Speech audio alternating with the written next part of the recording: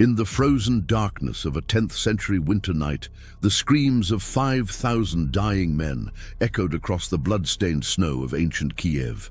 Their executioner was not a barbarian warlord or a savage conqueror, but a grieving widow whose calculated vengeance would reshape the destiny of Eastern Europe.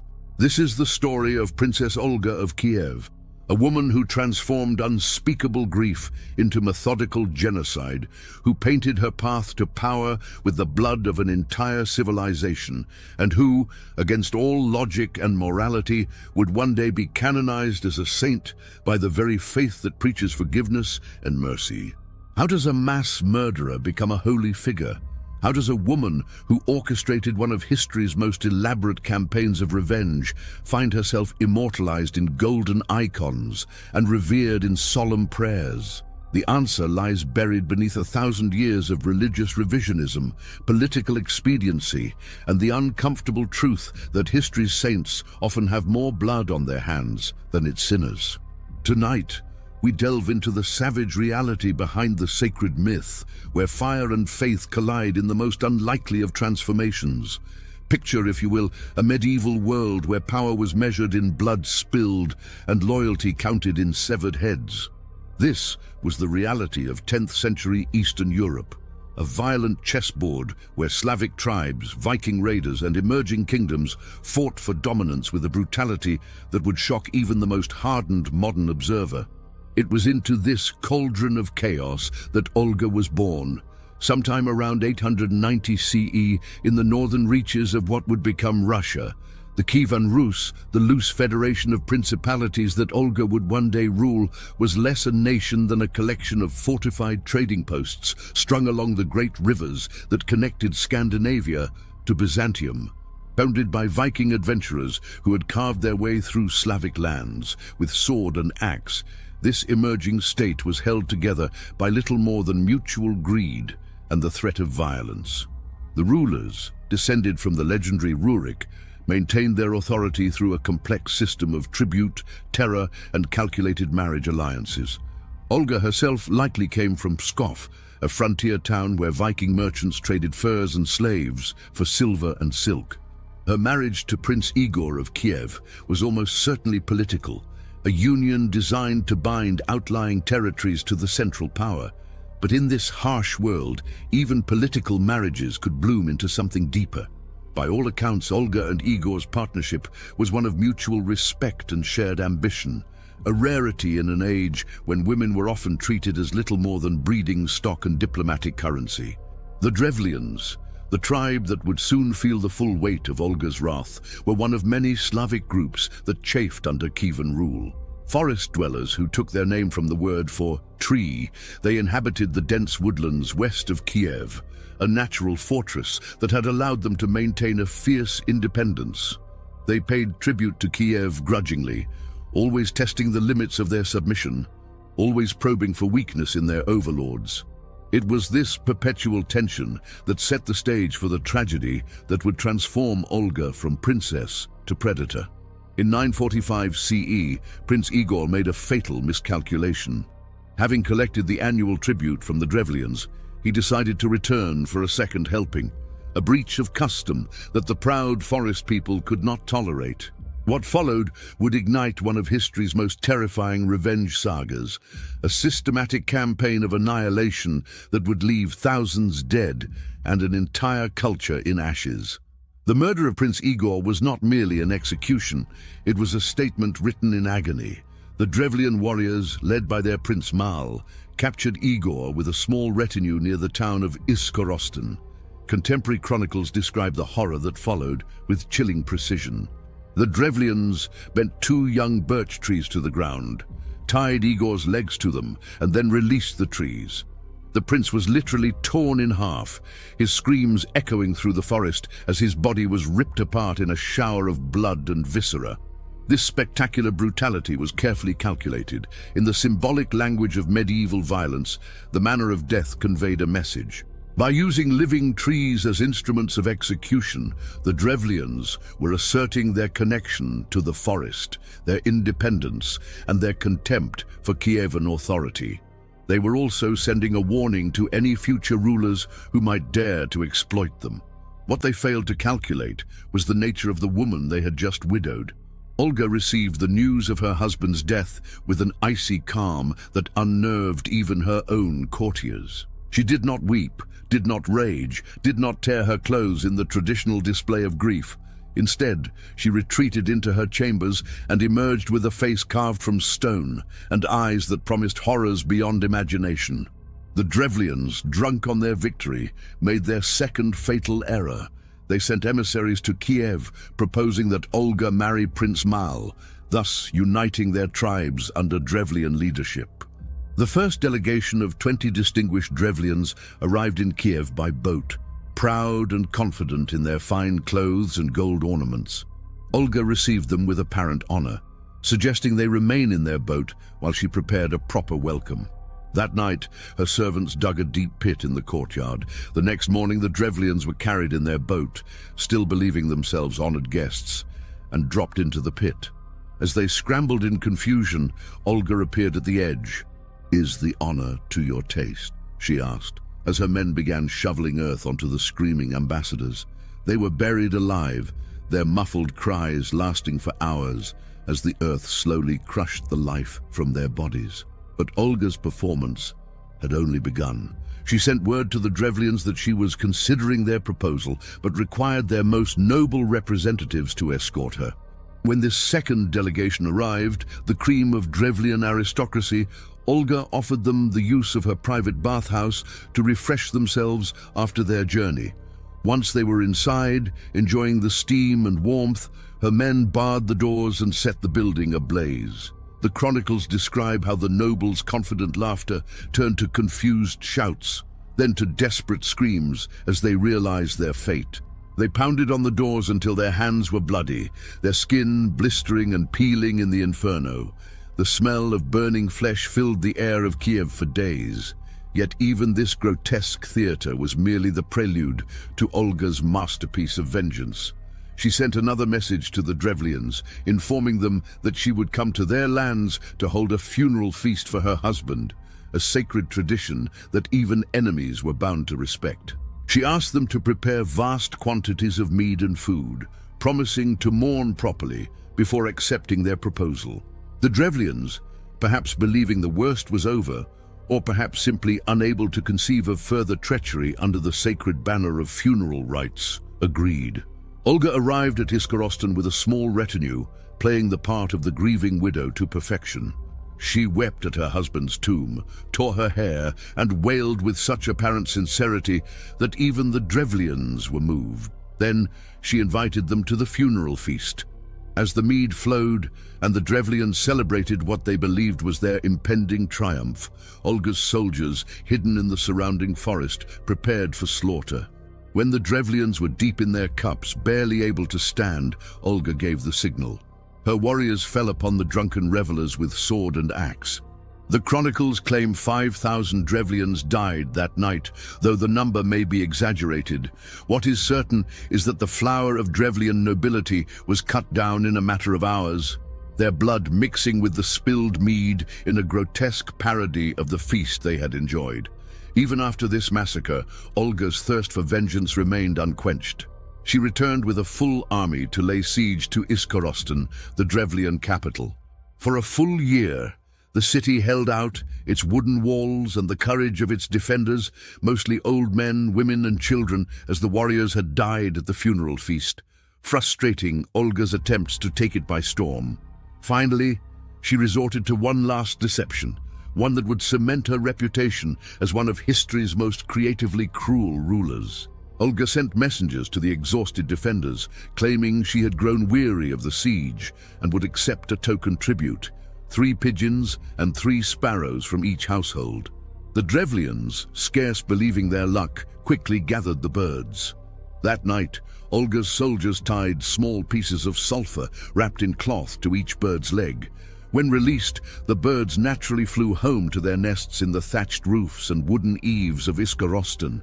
As they settled in for the night, the slow-burning sulfur ignited.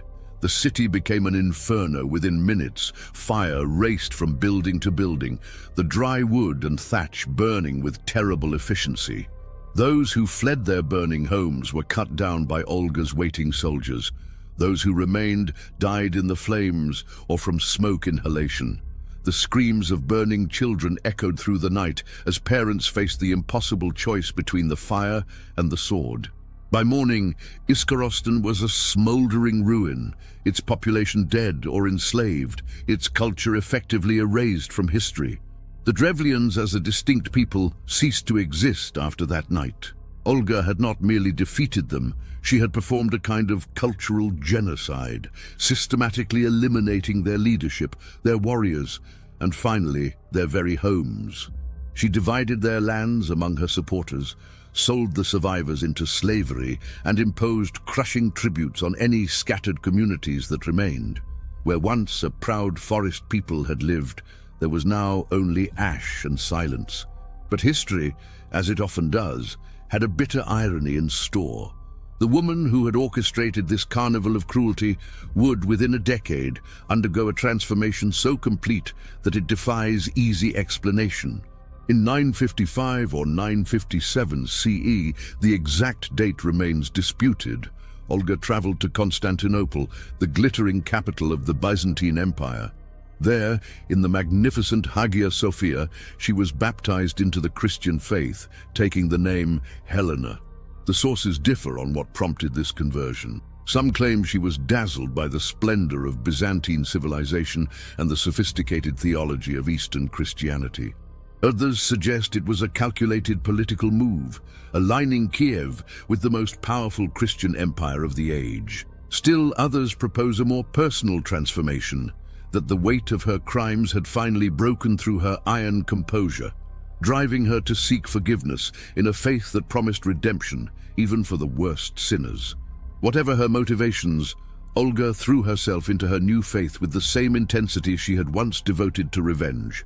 She built churches, sponsored missionaries, and attempted unsuccessfully to convert her son Sviatoslav, who remained a proud pagan warrior until his death.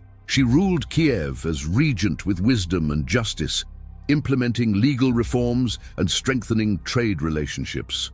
The woman who had once burned a city with birds now lit candles before golden icons. When Olga died around 969 CE, she was mourned as a wise ruler and devout Christian. Her grandson, Vladimir the Great, would complete her work, converting the Kievan Rus to Christianity in 988 CE. As the new faith took root, Olga's story began its remarkable transformation. Christian chroniclers, eager to provide the young church with suitable role models, began to reshape her narrative. The massacres became righteous justice, the deceptions became clever strategy. The woman who had buried men alive became a saint who had brought the light of Christ to a pagan land.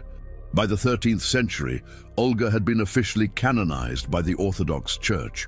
She was given the title equal to the apostles, an honor reserved for those whose missionary work was deemed equivalent to Christ's original disciples. Icons depicted her holding a cross in one hand and a model church in the other, her face serene and holy. The blood had been washed clean by the convenient amnesia of religious necessity. Today, Saint Olga of Kiev is venerated across Eastern Europe. Churches bear her name from Moscow to Kiev to Belgrade. Her feast day, July 11th, is celebrated with prayers and processions. Believers light candles before her icons, asking for her intercession in matters of faith and governance. In Ukraine, she is considered a national hero, a strong female ruler who defended her people and brought them into the community of Christian nations. Monuments to her stand in city squares, depicting a regal woman with a cross, with no hint of the vengeful widow who once orchestrated mass murder.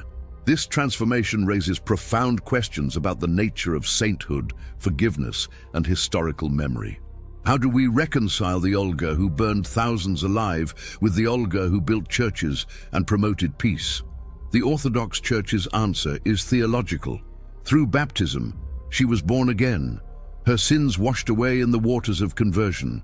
Her violent past becomes not a source of shame, but a testament to the transformative power of faith. She is proof that even the worst sinner can find redemption.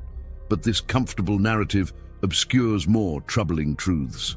Olga's canonization was as much about politics as piety. The medieval church needed royal saints to legitimize Christian rule, to demonstrate that God's grace flowed through proper governmental channels. A converted pagan princess who brought her people to the faith was too valuable a symbol to be tarnished by inconvenient details about mass murder. Her sainthood served the needs of the institution more than it reflected any genuine spiritual transformation. Moreover, the whitewashing of Olga's crimes reflects a broader pattern in how we construct historical memory. Every nation needs its heroes, its founding myths, its sacred ancestors. The process of creating these figures invariably involves selective amnesia, choosing which parts of their stories to emphasize and which to bury. Olga the mass murderer is forgotten. Olga the saint is remembered. The Drevlians, having left no written records of their own, exist in history only as the villains in their killer's redemption story. This selective memory has real consequences. In modern Ukraine, as the nation struggles to define its identity separate from Russia, Olga has become a symbol of Ukrainian strength and independence. Her image appears on currency and stamps. Children learn about her wisdom and piety in school, while the burning of Iskorostan is reduced to a footnote if mentioned at all.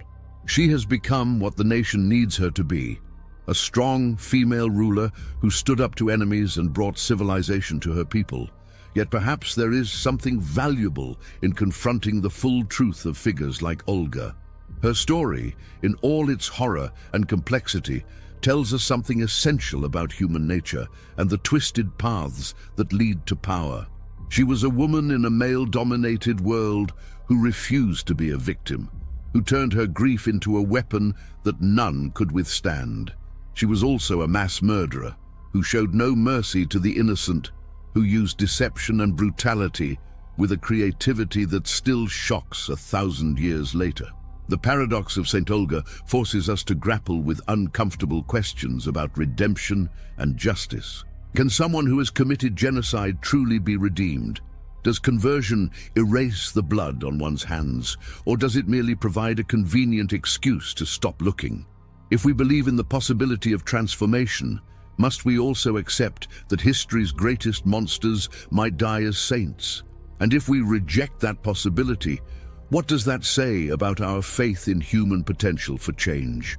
In the end, Olga's story is not just about one woman's journey from vengeance to faith. It is about how we construct our heroes and villains, how we choose which stories to tell and which to forget.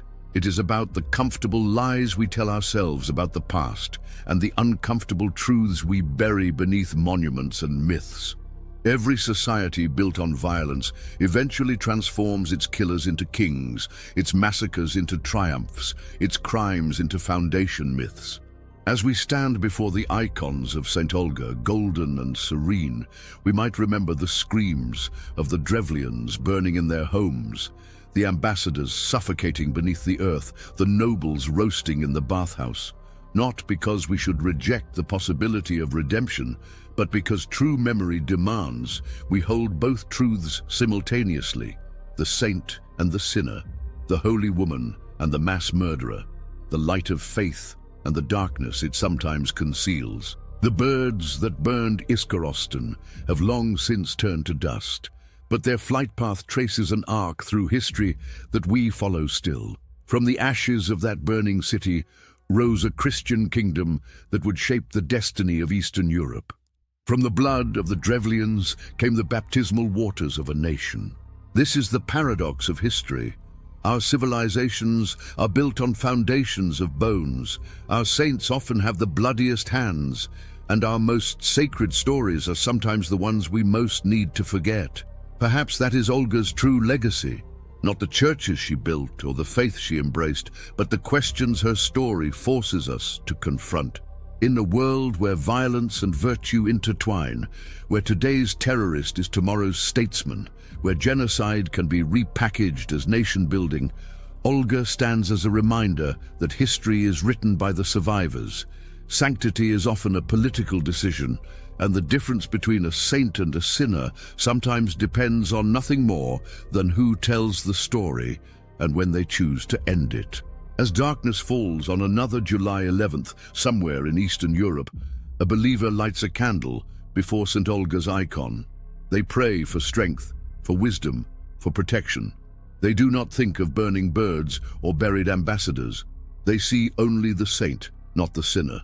And perhaps that is as it should be. Perhaps that is the only way we can bear the weight of history, by selective memory, by choosing which truths to carry forward and which to leave in the ashes of the past. But for those who dare to look closer, who can hold the full story in their minds without flinching, Olga offers a different kind of wisdom.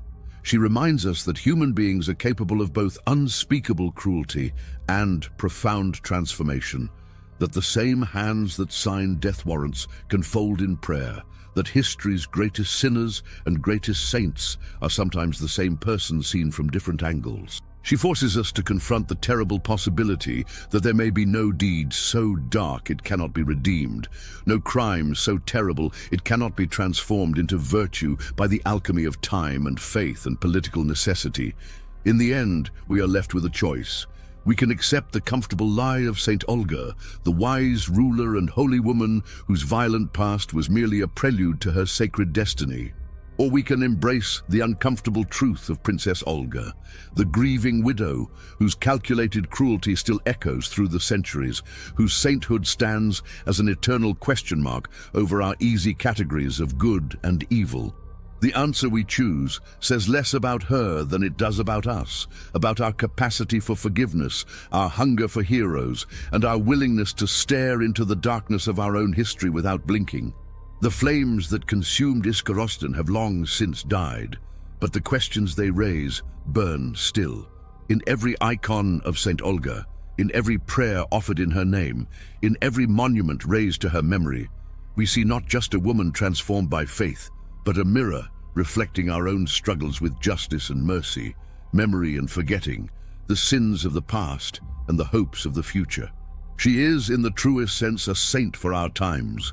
Not because she was perfect, but because she was perfectly human in all its terrible complexity. And so the story ends where it began, with fire and blood and the screams of the dying. But it also ends with hymns and prayers and the gentle glow of candlelight on gold. Between these two extremes lies the truth of Olga, neither pure saint nor pure sinner, but something far more disturbing and far more human.